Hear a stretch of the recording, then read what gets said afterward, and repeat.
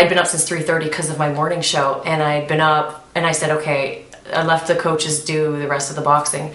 And I said, well, I'll go next door because there's an adjoining room. So sometimes if you're too tired or you've got to stay, or sometimes kids run into trouble and we have to let them stay there if they have tournaments. And I stayed next door, and in the middle of the night, it was about just after midnight, and I heard the rain. I thought it was the rain that woke me up because I heard the thunderstorm, and I kept hearing this bang, bang, and I thought, oh wow, I better check and see if the gym, the rain has come in, if there's any flooding.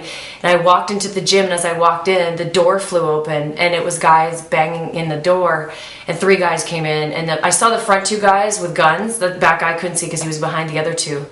And they just screamed and pointed the gun straight out and said, get down, put your face down.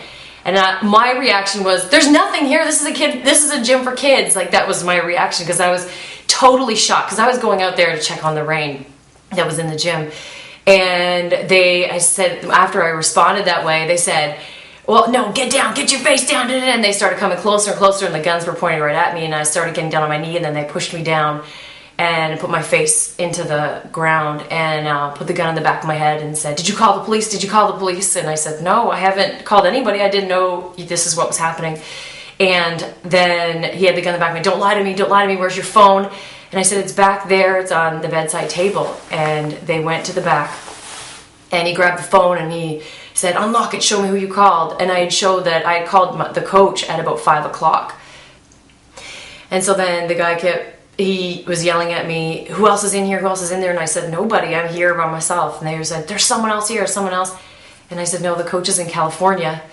I'm the only one here. And they just said, you better not be lying to you, we'll shoot you. And I was like, there's no one else here. And so the one guy stayed with me with the gun, and I was face down, like flat on the ground. And the other guys were rummaging through the gym and the office and things like that. And I saw them take a bag out, and I couldn't figure out, I saw a bunch of wires, so I couldn't figure out what it was, because I kind of kept peeking up to see what they were doing.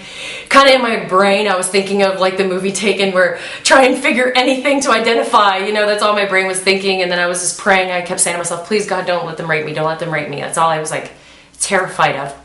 And so then they grabbed the bag, and then they started wheeling out, we had a couple of TVs, like where the kids would watch fights.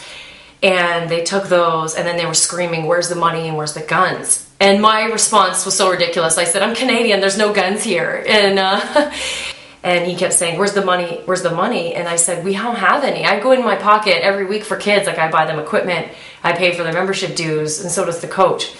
So there was no money, so it was kind of like I was caught between a rock and a hard place, because I couldn't produce any money or say anything. But he was pushing the gun into my head saying, where's the money? It's gotta be here somewhere. And I said, the only thing's in my purse. Is my wallet's in there, and it's just, there's Canadian money, obviously. I was in shock laying there, like I just kept thinking, that's all I could think about was like, don't rape me, don't rape me.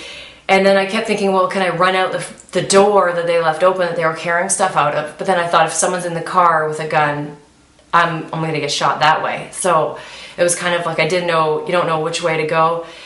And then they kept coming back and asking me more questions like that, and the one guy kept kicking me in the foot, and he would pull the safety off or pull the trigger back or whatever they do to set the gun up. Obviously I don't know much about guns, and almost like the intent that was to shoot me. And I was just more nervous of him being back there behind me, thinking, God, I'm gonna get raped. That's the only thing that kept crossing my mind.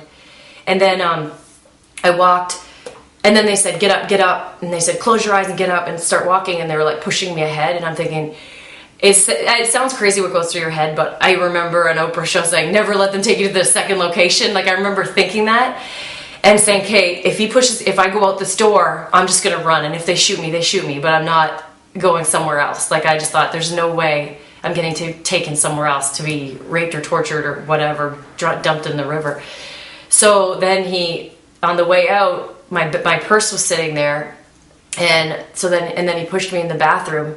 And he lifted the toilet seat at first, and I was like, oh shoot, he's gonna put my head in the toilet to try and force me to tell him where there's money, but there's no money, so there's nothing I can do. And then he lifted it up, and then he threw it down, and he sat me on the toilet and pushed my head towards the wall, and then just said, count to 20, and then you can get up and come out.